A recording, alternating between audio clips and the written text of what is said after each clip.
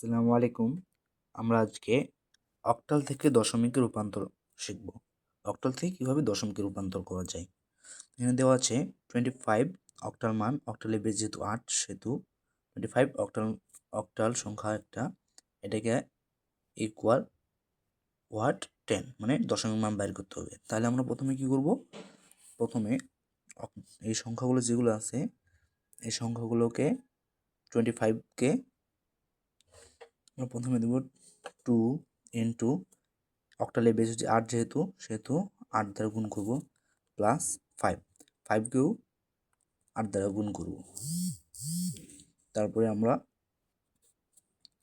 এখানে 8 এটার উপর প্রথমে দেবো 0, আবার 8 এটার উপরে দেবো 1।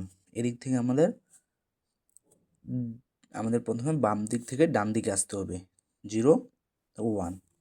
তো আমাদের 2 ইন্টু এটার সাথে এটার পাওয়ার 1 থাকলে এটি হয় প্লাস 5, এটার পাওয়ার 0 থাকলে 1 হয়।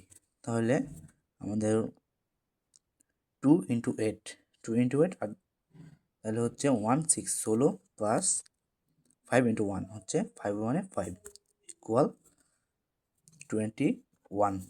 তাহলে আমাদের অতএব নির্ণয়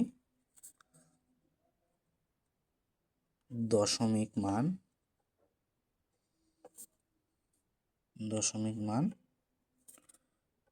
21, এটা হচ্ছে অ্যান্সার।